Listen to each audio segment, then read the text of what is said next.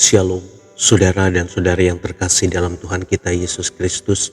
Marilah kita luangkan waktu beberapa menit untuk berkencan dengan Tuhan saat ini, agar dari hari ke hari kita semakin dekat dengan Tuhan, sehingga hidup kita semakin diberkati dan menjadi berkat.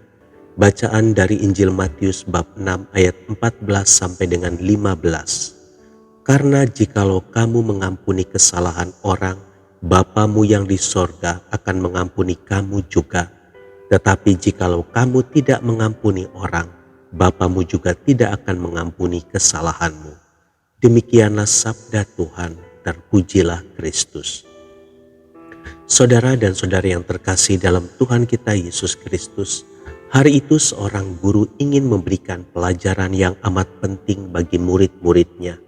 Ia menyediakan kantong plastik yang cukup besar untuk masing-masing anak di kelasnya dan diberi nama, kemudian dibagikan kepada mereka masing-masing. Setiap kali ada orang yang mereka benci dan tidak dapat dimaafkan, mereka harus memasukkan satu buah tomat ke dalamnya. Ada anak yang memiliki beberapa buah tomat di dalamnya, dan ada yang hampir penuh sehingga terasa berat. Ketika mereka berjalan ke sekolah, di dalam kelas, saat istirahat, dan saat pulang ke rumah, kantong itu harus mereka bawa dan dikalungkan dengan tali di leher mereka. Semua itu mereka lakukan dengan jangka waktu 1 minggu. Banyak anak yang mengeluh dengan tugas ini, apalagi tomat-tomat itu kemudian busuk dan mengeluarkan bau yang tidak sedap.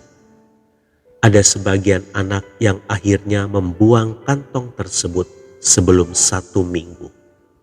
Saudara dan saudari yang terkasih dalam Tuhan kita Yesus Kristus, pengalaman murid-murid tersebut mengajarkan bahwa memikul beban itu tidaklah enak, apalagi dalam jangka waktu yang cukup lama.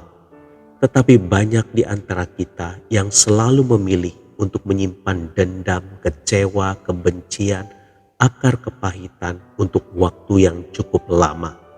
Kita harus membayar harga yang sangat mahal untuk setiap akar kepahitan yang kita pelihara.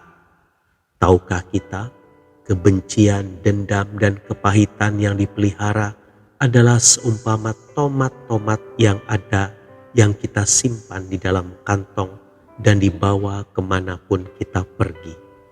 Semakin lama kita menyimpan kebencian dan kepahitan itu, ia akan membusuk dan mengeluarkan bau yang tidak enak. Akibatnya tubuh jasmani dan rohani kita tidak sehat. Kita akan mudah tersinggung.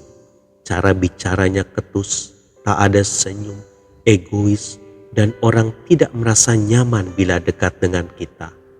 Sebagian orang berpikir bahwa memberi maaf merupakan kekalahan dan kerugian.